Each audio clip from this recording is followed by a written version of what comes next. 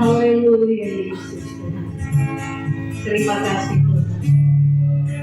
Engkau baik, amin. Bapa, Engkau baik, Engkau selalu baik kepadaku.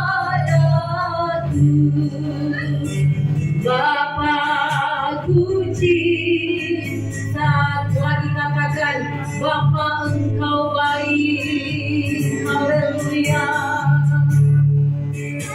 Engkau baik, terima kasih. Bapa Engkau baik, amin, amin.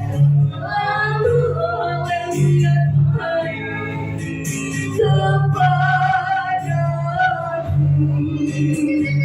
Bapa-Ku cinta, kau aku memujimu. Aku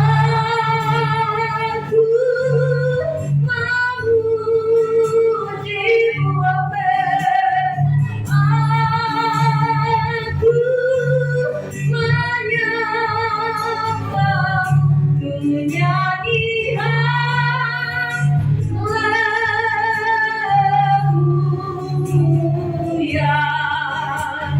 Bapa-Ku cinta, aku memujimu. Amin, haleluya Tuhan, terima kasih.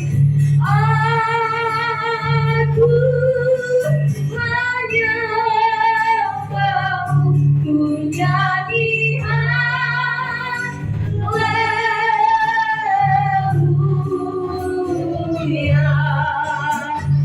Bapa-Ku cinta, aku memujimu. Amin Tuhan, haleluya Yesus, amin. Aku menyembahmu, ku nyanyi haleluya.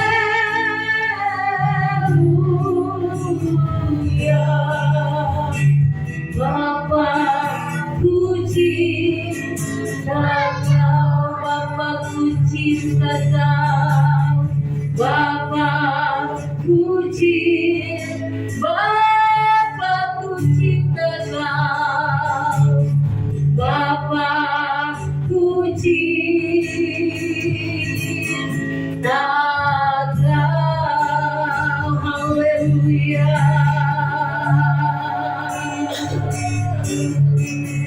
Glory, haleluya. Kami naikkan pujian-pujian. Terima kasih ya Yesus, haleluya. Kami bersyukur,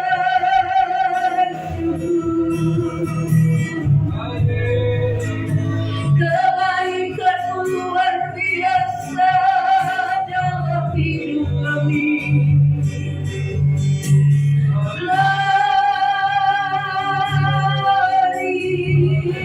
haleluya.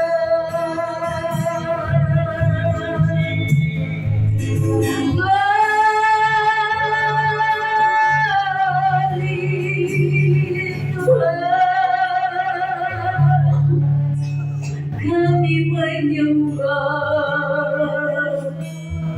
kami memuji, haleluya.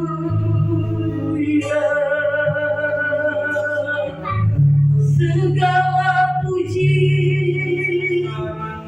segala hormat, kemuliaan hanya bagi-Mu. Haleluya.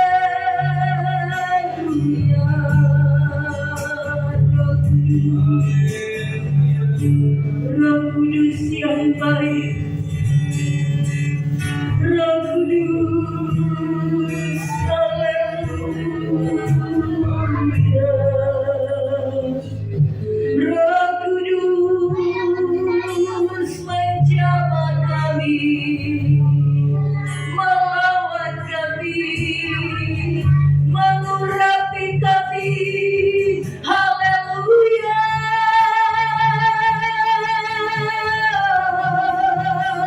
Haleluya. Terima kasih, terima kasih Tuhan. Amin, haleluya. Aku memujimu, haleluya Yesus. Terima kasih Tuhan. Aku mau, amin, amin. Aku, haleluya, mau nyanyi haleluya.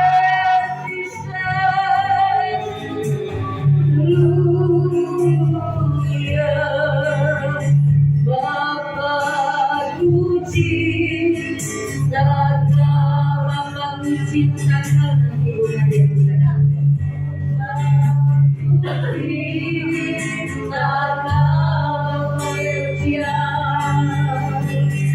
Bapa puji, terima kasih Bapa, kami mengucap syukur. Bila pagi hari ini kami boleh kembali memuji menyembah nama-Mu yang kudus. Biarlah sisa akan Tuhan membakar hati kami. Lebih lagi kami rindu untuk mengenal Tuhan, dan kami dikenal oleh Tuhan. Pada pagi hari ini beberapa teman-teman menerima Tuhan sebagai Tuhan dan Juru Selamat, bertobat sungguh-sungguh dan dibaptis. Biarlah Tuhan yang terus berasal dalam kehidupan kami semua Tuhan, sehingga perjalanan kami bersama Tuhan sampai kekekalan. Tuhan yang pimpin, Tuhan yang sertai, Roh Kudus yang memberikan kekuatan setiap hari ya Bapa, supaya mampukan kami terus untuk berjalan bersama Tuhan. Suka duka kami akan alami, susah senang bersama Yesus. Sekali Yesus tetap Yesus kami Tuhan, karena Kaulah Juru Selamat kami yang hidup. Di dalam nama Yesus kami buka ibadah doa untuk baptisan ini dalam nama Yesus. Haleluya. Amin.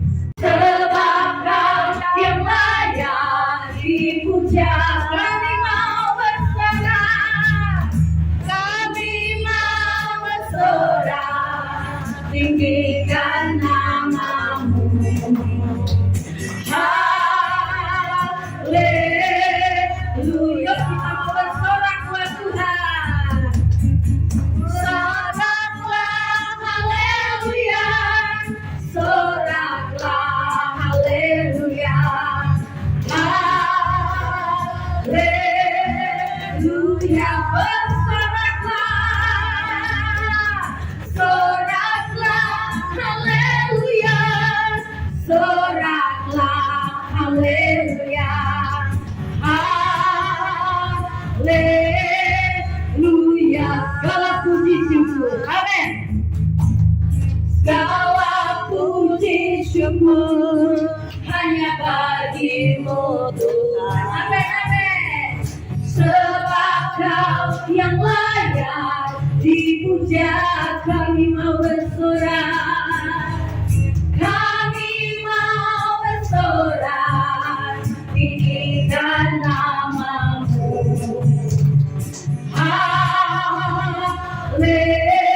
Haleluya, bersoraklah, haleluya, soraklah, haleluya, soraklah, haleluya, haleluya.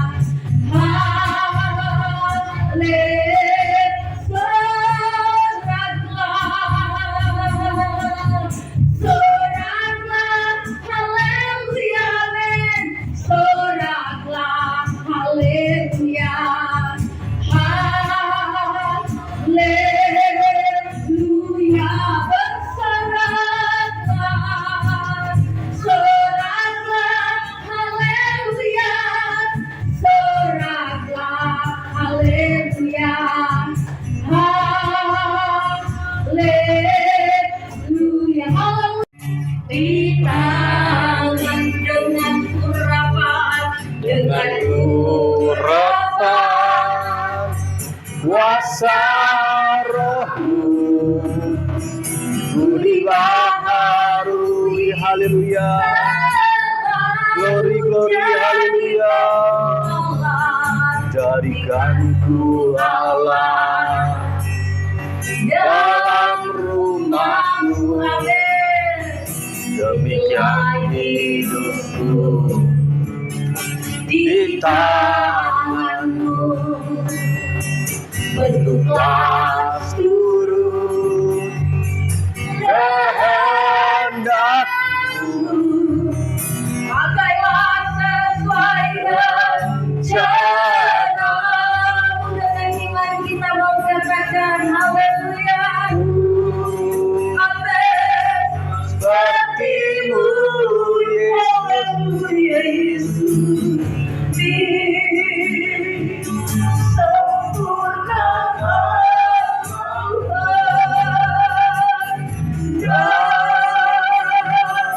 Dalam senang jalanku,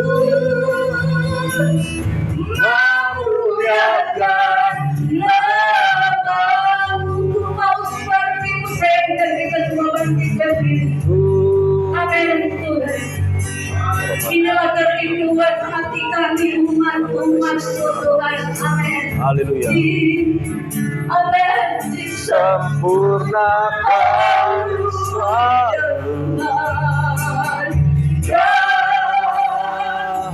dalam segenap jalanku, memuliakan nama-Mu.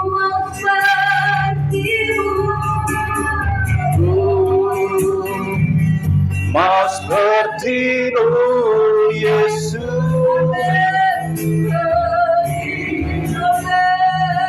Sempurnakan selalu dalam segenap jalanku, memuliakan nama-Mu. Katakan sekali lagi dengan iman, memuliakan nama-Mu. Haleluya, haleluya. Ya rabara sekira bara-bara, ya rabara sekira bara-bara. Glory, glory, glory. Kemuliaan bagi nama-Mu Tuhan. Terpuji-pujilah sebab Engkau Allah yang layak kami sembah, Allah yang hidup, Allah yang berkuasa, Allah yang setia menyertai kami. Haleluya. Sungguh kami rindu Tuhan untuk terus hidup dekat dan melekat kepadamu Tuhan. Kami nikmati hadirat-Mu di tempat ini. Sungguh Tuhan, kami bersuka cita anugerah-Mu yang sangat besar. Pagi hari ini Tuhan, 3 jiwa boleh datang untuk menerima Engkau sebagai Tuhan dan Juru Selamat dalam kehidupan mereka. Kami percaya saat ini surga bersuka cita merayakan hari kemenangan. Bahkan kami pun Tuhan boleh bersuka cita memuliakan nama-Mu di tempat ini. Terima kasih Tuhan Yesus. Sebentar kami akan dibekali, diperlengkapi oleh kebenaran firman Tuhan. Urapi hamba-Mu yang akan menyampaikan Tuhan isi hati Tuhan. Buka hati setiap kami, jamah hati kami, umat-umat-Mu di tempat ini, terutama 3 jiwa, agar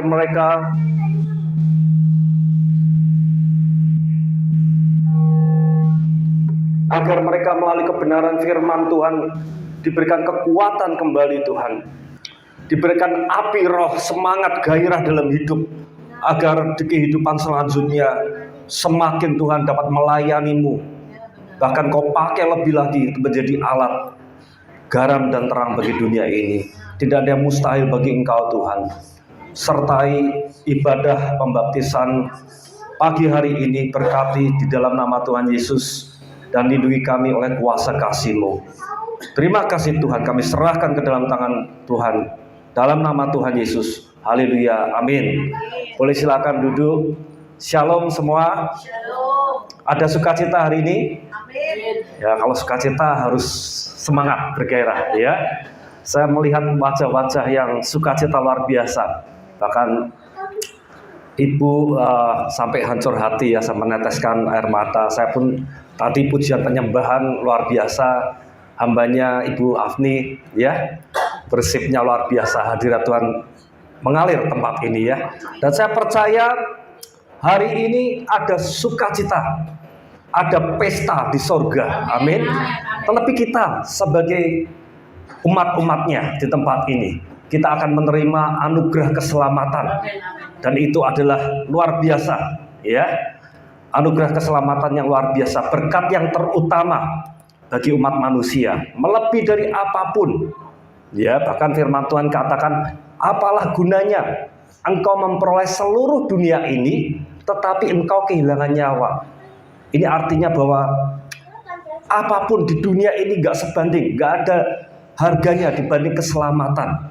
Ya, kita boleh kaya, boleh punya jabatan, posisi apapun setinggi-tingginya, kita mau kejar karir, kejar kedudukan, ya apapun, status ekonomi, itu gak ada artinya kalau kita kehilangan nyawa, alias kita gak diselamatkan. Amin.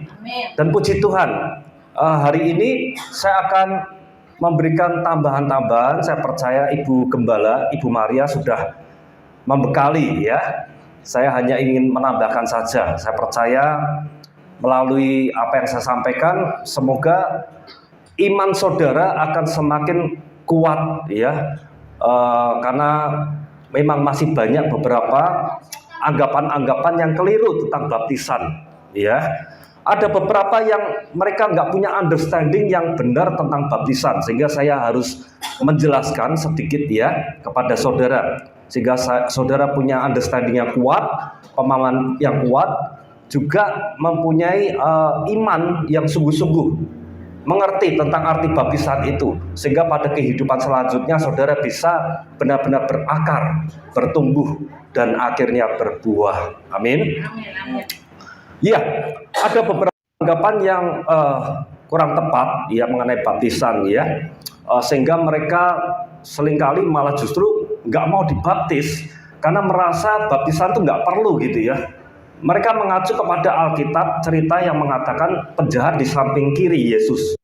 Ya, saat itu penjahat di samping kiri Yesus mengatakan bahwa guru, nanti suatu saat kalau engkau menjadi raja, aku berkenan diterima ya. Karena iman percaya itulah Yesus mengatakan bahwa saat ini juga engkau berada bersama aku di Firdaus. Ya, memang benar saat itu penjahat di samping kiri Yesus diselamatkan tanpa melalui baptisan. Ya, hanya oleh iman percaya diselamatkan. Ya, dan memang dalam Alkitab juga mengatakan dengan mulut mengaku, dengan hati percaya, orang dibenarkan dan diselamatkan. Cukup dengan iman percaya sebetulnya diselamatkan. Tetapi pertanyaannya, apakah saudara setelah itu langsung mati seperti penjahat di samping Yesus? Ya, kalau langsung mati, wah puji Tuhan, itulah saudara langsung dapat tiket langsung ke surga. Ya, tapi pertanyaannya, kita nggak tahu gitu ya. Masih ada kehidupan selanjutnya yang harus kita jalani. Ada kita masih harus bergumul dalam masalah demi masalah kehidupan ya. Yang hari ini kita akan sama-sama belajar kenapa sih kita perlu baptisan itu. Ya. Ada juga orang yang merasa bahwa nggak perlu baptisan itu. Kenapa? Karena mereka melihat contoh-contoh orang yang sudah dibaptis hidupnya masih nggak benar gitu ya. Nggak lebih benar daripada orang dunia yang belum baptis. Dan mereka mengacu kepada itu. Buat apa lalu untuk dibaptis? Gak ada gunanya kalau gitu. Itu lihat dibaptis itu. Hidupnya mas pesta pora, dugem, ya, jatuh bangun dalam dosa dan lain sebagainya. Ya, sehingga mereka skeptis terhadap baptisan. Ya. Ada juga anggapan orang yang menunda-nunda baptis gitu ya. Karena mereka merasa aku belum sempurna, aku masih belum benar. Nanti tunggu benar dulu, ya. Aku baru mau baptis.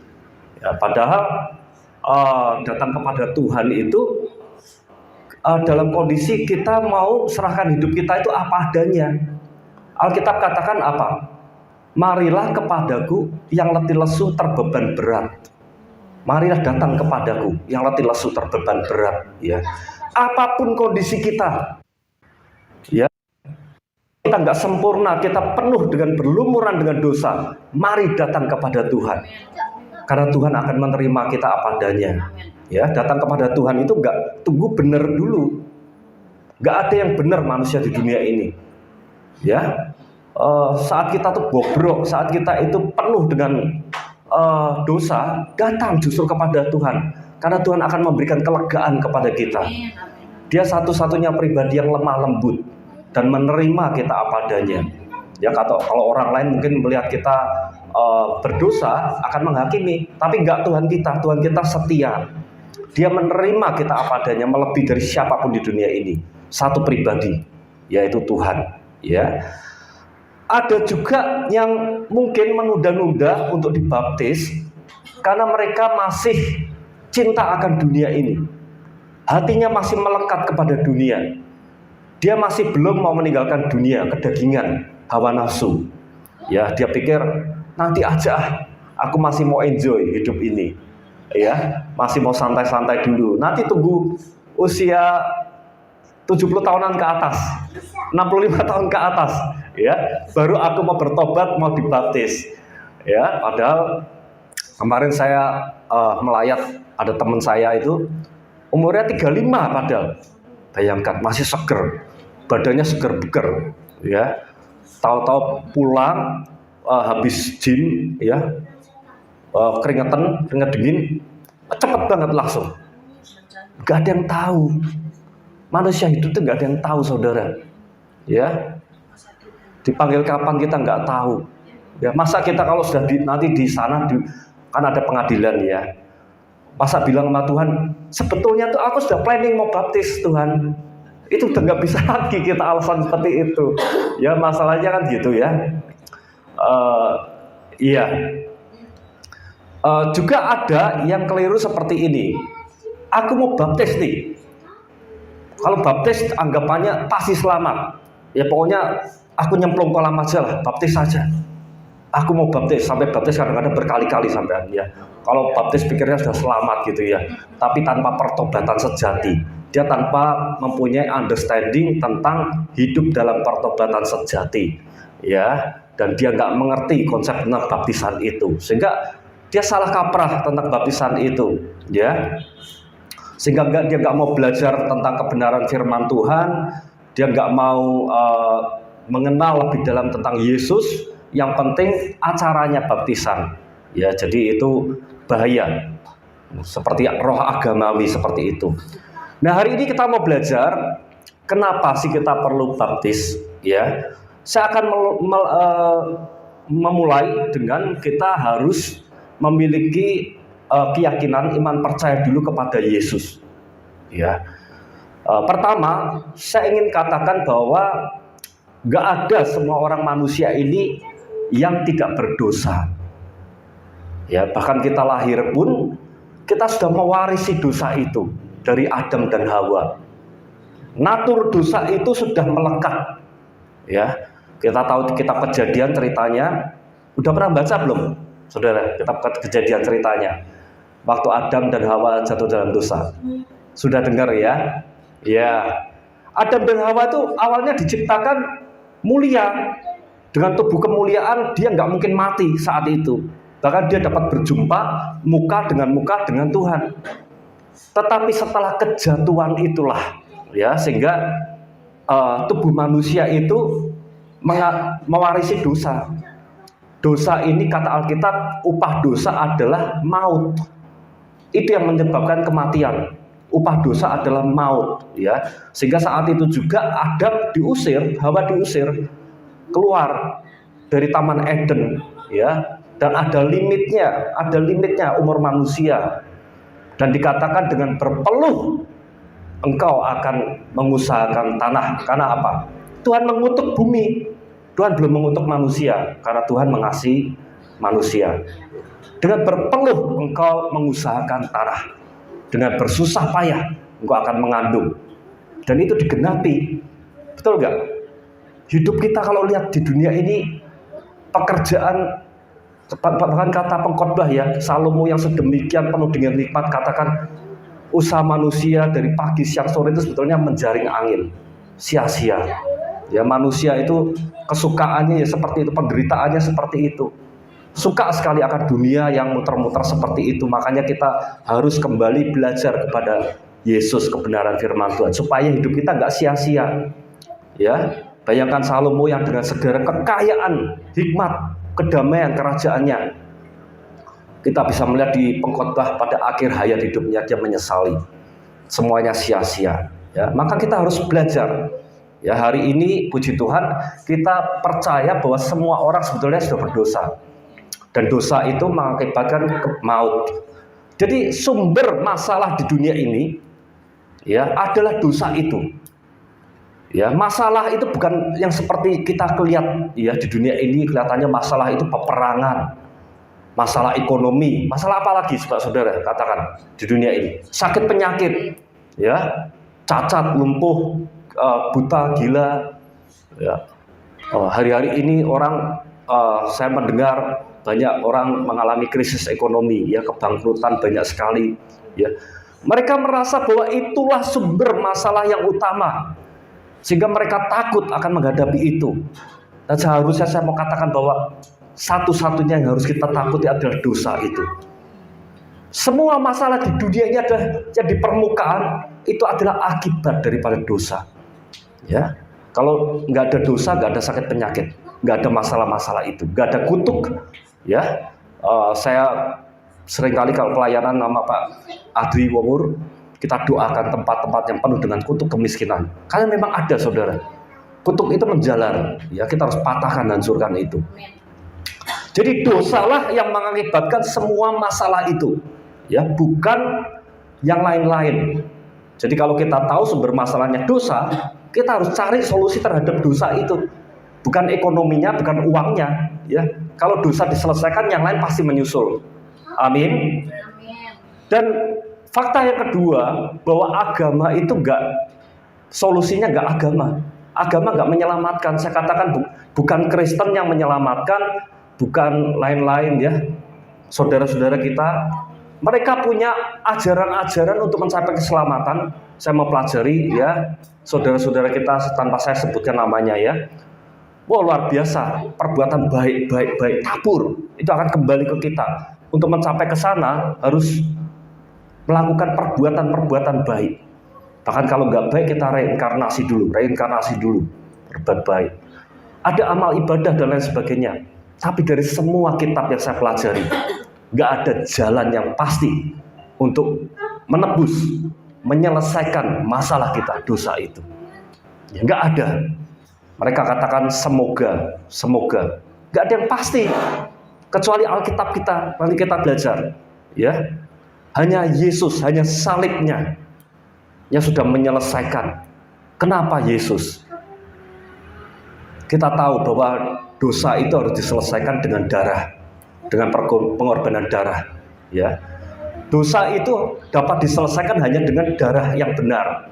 Kita lihat perjanjian lama pun cara menyelesaikan dosa dengan imam mempersembahkan domba yang sempurna, yang tidak cacat, tidak bercela. Dan itu acara ibadah setahun sekali. Ya, itu nggak sempurna. Ya, kalau kita lihat di ruang Maha Kudus pun, kalau berjumpa dengan Tuhan, imam besar, itu kalau nggak kudus, saat itu berdosa langsung mati. Makanya ada lonceng ya, kalau nggak bunyi akan ditarik. Ya, nggak sembarangan orang bisa masuk ruang Maha Kudus. Jadi harus ada darah dulu, dicurahkan, ditahirkan, dipercikkan dalam mezbah. Nah, Yesus sebagai anak Allah yang turun ke dunia, dia Allah juga manusia, dia anak domba yang sempurna. Dalam kondisi manusia, tapi dia juga Allah. Itu adalah korban sekali untuk selama-lamanya. Darah Yesus yang sempurna, menebus sekali untuk selama-lamanya. Bukan seperti perjanjian lama. Ya, karena dia yang sempurna, sudah menggenapi semua hukum Taurat. Ya, jadi hanya Yesus yang dapat menebus dosa kita. Karena dikatakan bahwa Yesus sendiri telah memikul dosa kita di kayu salib, sehingga kita yang mati terhadap dosa hidup kembali oleh kebenaran. Oleh bilur-bilurnya kita semua telah sembuh. Ya, Yesus telah mati menyelesaikan dosa kita, dan dia telah bangkit memberikan harapan kehidupan baru. Roh jiwa kita dibangkitkan juga saat kita percaya akan kematian dan kebangkitan Yesus. Dan oleh bilur-bilurnya kita sudah sembuh, sudah pulih. Ya, pikiran yang salah, hati yang salah sudah dipulihkan. Segala sakit penyakit bahkan kalau kita percaya sebetulnya sudah diselesaikan di kayu salib oleh Yesus, anak domba yang mengorbankan dirinya sekali untuk selama-lamanya dengan sempurna. Ya, hanya Yesus. Jadi nggak ada usaha manusia yang dapat untuk menyelesaikan dosa itu. Perbuatan baik atau apapun nggak ada. Nggak ada. Kenapa nggak ada? Kita tahu bahwa apa ada sih yang bisa menebus kesalahan kita, apalagi dari nenek moyang kita, dari Adam dan Hawa? Nggak ada. Hutangnya itu terlalu banyak, saudara. Saya melihat di pengadilan ada contoh, ya, hutang piutang itu ya, tuntutan ya, orang yang korupsi di bank, korupsi di pemerintahan ya. Kita bisa melihat di pengadilan, koruptor itu walaupun dia minta maaf ya, dia berlutut sujud, ampuni, ya mungkin yang dikorupsi mungkin bisa mengampuni, tetapi nggak bisa menghilangkan dia statusnya adalah korupsi, koruptor, maling, ya, pencuri, nggak bisa. Status itu tetap melekat bahwa dia salah, ya. Jadi nggak ada usaha manusia yang dapat membenarkan kecuali salib darah Yesus, ya. Jadi hanya iman percaya kepada Yesus yang menyelamatkan, ya. Dalam Roma 10 ayat 9 sampai 10, dengan mulut mengaku bahwa Yesus adalah Tuhan, dengan percaya dalam hati Allah telah bangkit dari kematian, maka kamu diselamatkan. Karena dengan mulut mengaku, dengan hati percaya, orang diselamatkan. Amin. Amin. Ya, itu percaya dengan Yesus diselamatkan. Cukup sampai di situ. Tetapi kenapa kita perlu dibaptis? Nah, ini pertanyaannya kan. Tadi kan hanya percaya kepada Yesus, mulut mengaku, hati percaya, orang diselamatkan. Lalu kenapa perlu dibaptis? Nah, kita perlu melihat cerita di Alkitab tentang Yohanes Pembaptis, ya. Yohanes Pembaptis mungkin saudara sudah dengar atau enggak ceritanya. Pada saat itu di Sungai Yordan ada Yesus datang, dia minta dibaptis, tapi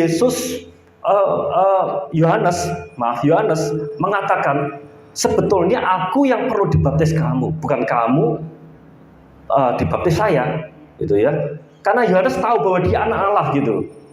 Saya yang harusnya dibaptis kamu. Bahkan dia bilang, sebetulnya aku membuka tali kasutmu itu aku nggak layak. Ya, karena dia tahu Yesus itu adalah anak Allah yang maha tinggi. Tetapi Yesus katakan, biarlah hal itu terjadi. Karena demikianlah sepatutnya kita menggenapkan seluruh kehendak Allah. Ya, perhatikan. Karena demikianlah sepatutnya kita menggenapkan seluruh kehendak Allah. Jadi Yesus memberikan diri dibaptis untuk apa? Untuk mentaati kehendak Allah. Ya, dia anak manusia, dia juga Allah. Dia mau taat melaksanakan kehendak Allah. Ya, dan kita pun sudah seharusnya, kita yang mengaku percaya, kita mengaku mengasihi Tuhan, sudah seharusnya kita pun mengikuti kehendak Allah. Barang siapa mengatakan dia mengasihi Tuhan, dia harus mengikuti seluruh kehendak Allah, dan yang terutama adalah baptis. Ya. Jadi baptisan ini adalah perintah Tuhan yang harus kita jalankan. Namanya perintah mesti harus kita lakukan, kan? Betul nggak? Dan kita lihat toladannya Yesus. Kekristenan kita selalu melihatnya toladannya Yesus. Maaf, bukan manusia, bukan gembala, bukan siapapun. Kita hanya alatnya mengarahkan. Tetapi tetap saudara nanti harus bertumbuh, berakar pada batu karang. Yesus itu, jangan yang lain, pada firman Tuhan. Ya, Karena di luar sana juga banyak sekali penyesatan-penyesatan terjadi. Kita harus kuat kepada Yesus. Karena teladan kita Yesus memberikan diri dibaptis, ya. Dan di Sungai Yordan, di Alkitab singkat cerita dikatakan saat itu Yesus keluar dari air. Ya, saya kemarin ke Sungai Yordan di Israel, saya benar-benar melihat sendiri bahwa Sungai Yordan itu dalam, saudara. Ya, bukan pendek ya, dalam. Ya, jadi kalau dikatakan bahwa Yesus itu keluar dari air, itu otomatis kita harus tahu bahwa sebelumnya dia apa? Tenggelam kan? Dia masuk ke dalam air kemudian dia keluar, ya. Nggak mungkin dia di luar air kemudian dikatakan keluar, itu nggak mungkin. Jadi otomatis sebelumnya adalah dia berada di dalam air, yaitu tenggelam, ya. Jadi iman percaya kita melihat teladan Yesus bahwa Yesus pun dibaptiskan selam, ya, dibaptiskan selam. Dan apa yang terjadi setelah Yesus keluar dari air? Dikatakan langit itu terbuka, saudara. Ada suara dari surga. Bapa di surga mengatakan, inilah anak yang kukasihi, kepadanya lah aku berkenan. Yesus menjadi pribadi yang berkenan di hadapan Tuhan. Dan kemudian setelah itu ada roh seperti burung merpati turun ke atasnya. Ini berbicara Roh Kudus turun, ya, memenuhi kehidupan Yesus. Ya, kita tahu, saudara, bahwa sebelum Yesus dibaptis, Yesus belum melayani. Ya, pelayanan Yesus itu dimulai awalnya setelah pembaptisan ini. Dan ini artinya bahwa Roh Kuduslah yang memampukan. Ya, dan saya percaya saudara semua setelah dibaptis akan menerima Roh Kudus itu. Roh Kudus dikatakan adalah penolong yang sejati, ya, penolong kita di dalam hati kita, tinggal di dalam hati kita. Bahkan Roh Kudus itu ada dimeteraikan, ya. Jadi saudara nanti belajar untuk mendengarkan suara Roh Kudus, ya. Kita mungkin setelah baptis itu nggak sempurna, pasti ada proses, ada jatuh bangun, nggak apa-apa, jangan kecil hati. Tetapi saudara punya Roh Kudus yang akan mengingatkan saudara, menegur saudara. Dan di saat itulah jangan kita keraskan hati. Kita harus dengar suara Roh Kudus, dengar-dengaran. Dan Roh Kudus itulah yang senantiasa akan menolong kita, memimpin kita kepada seluruh kebenaran. Ya, kepada seluruh kebenaran. Ya, kalau saudara nanti bingung mendengarkan pengajaran-pengajaran, minta tolong kepada Roh Kudus, berdoa. Pasti ada damai sejahtera di situ, ada tanda-tanda yang Roh Kudus berikan. Ya, supaya kita dapat mengerti kebenaran itu, ya. Bahkan saat saudara nanti baca Alkitab setelah baptis, nanti saudara akan bisa membedakan. Saudara mulai bisa melihat rahasia-rahasia surga yang dulunya mungkin kita nggak paham, ya. Aku baca firman kok nggak paham. Nanti setelah baptis saudara percaya Roh Kudus akan menyingkapkan rahasia surga, ya, sehingga kita mulai bisa menikmati, ya, suara Tuhan melalui Roh Kudus itu. Ya, jadi setelah baptisan, saudara itu ibarat kata saudara mempunyai legalitas. Nama saudara tercatat di surga, ya, karena saudara melaksanakan kehendak Tuhan. Berikutnya esensinya adalah saudara menerima Roh Kudus itu. Dan Roh Kudus akan memampukan saudara untuk hidup benar. Karena tanpa Roh Kudus kita nggak mampu. Juga berikutnya adalah Roh Kudus akan menolong saudara untuk melayani Tuhan. Bahkan untuk hidup berbuah, ya. Itu sukacita kita, saudara. Hidup ini sesaat, saudara tahu lagu hidup ini kesempatan, ya, jangan sia-siakan. Hidup ini singkat, ya. Saya sering kali ngomong sama Pak Adrian, ya. Hidup ini singkat, tapi manusia banyak sekali yang memusingkan fokusnya kepada perkara-perkara dunia. Seharusnya kita tuh hidup ini kita all out, kita sungguh-sungguh mau excellent, mau melayani Tuhan sungguh-sungguh. Supaya apa? Kita menabung harta yang kekal. Ya, kata firman Tuhan, harta di dunia ini sifatnya sementara. Bahkan pencuri akan merampok, ngengat karat akan merusak. Kita kumpulkan, saudara, harta di surga. Ya, itu sukacita kita. Ya, kita melayani itu nggak memandang kita kaya, kita miskin, tua muda. Saya kalau di panti itu selalu kasih motivasi, opa Gak ada yang mustahil untuk kita melayani. Melayani itu gak harus di mimbar. Kita bisa menjadi pendoa, pendengar, sahabat kita. Ya, beritakan Injil. Ya, itu adalah harta kita di surga. Dan itu sukacita. Kesaksian saya pun, saya hidupnya diubahkan. Saya bisa melihat, puji Tuhan, sesuatu yang besar. Ya, setelah saya baptis, saya menerima karunia untuk saya dapat melayani.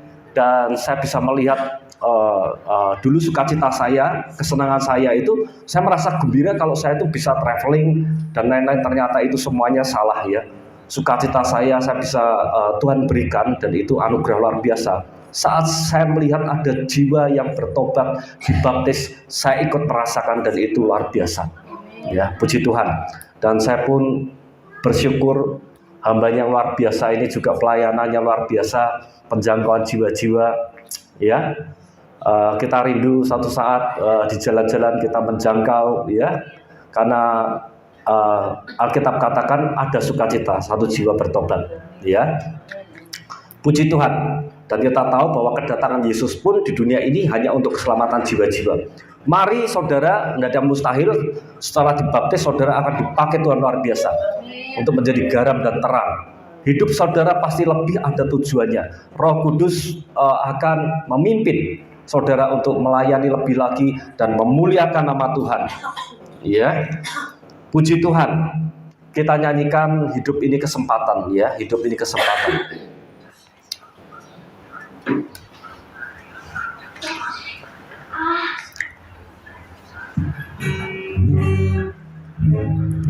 Hidup ini adalah kesempatan.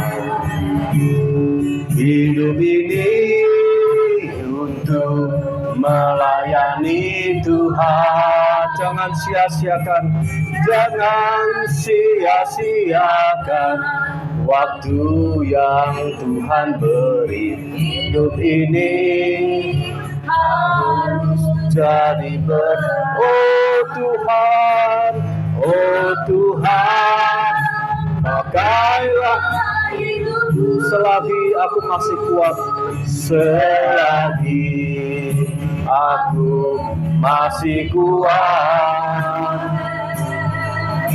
Bila saatnya nanti ku tak berdaya lagi.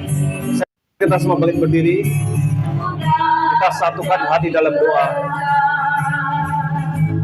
Hidup ini sudah jadi berkat. Glory, glory, glory.